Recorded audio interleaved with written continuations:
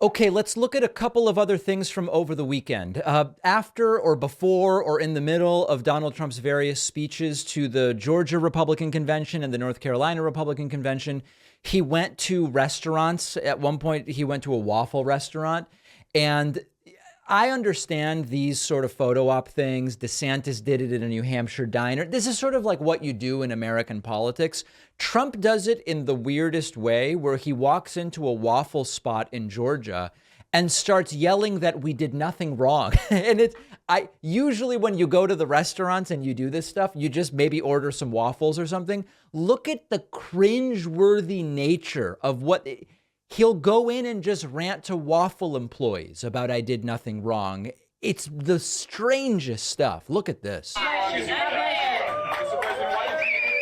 nothing wrong. Nothing wrong whatsoever. We did absolutely nothing wrong. Take a look at the Presidential Records Act. We did it by the book. Perfect. Except we have thugs and creeps running this country. Right. And it's a real problem for our country. But we're going to straighten it away. We're going to win the election big. And we're going to clean up the mess, and we're going to clean up the cancer, because that's what we have.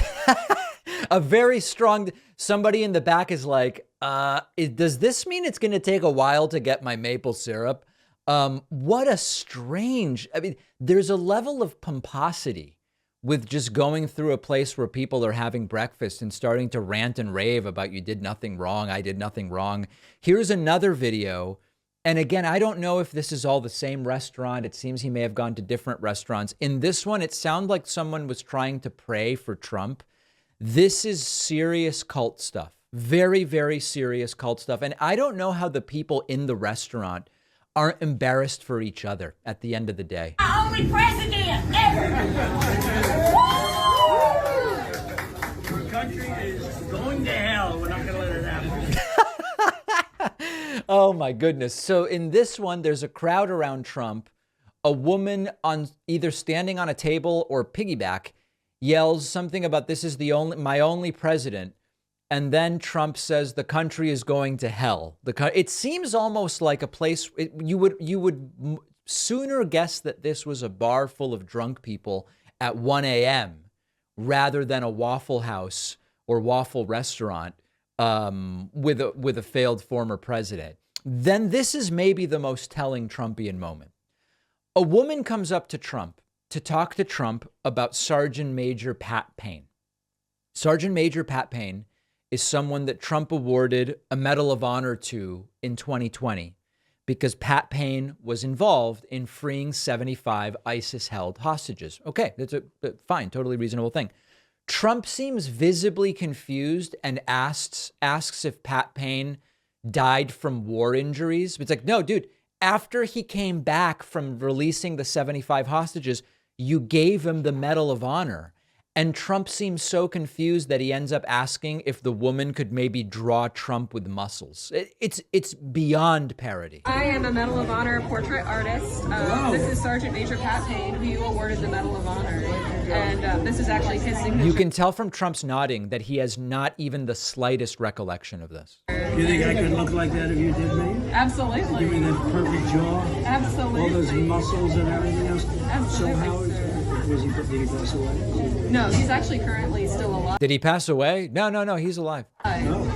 He is currently active duty. He's about, I think he's in his 40s. He's still maxing out his Is fitness he injured or exams. anything? No, sir. No, he. You understand what's happening, right? Trump has quite literally no idea who she's talking about, who the picture is of, no memory, injured. He's acting like this is some old war veteran or someone killed. Freed 75 hostages, and then you gave him the Medal of Honor. That's unusual.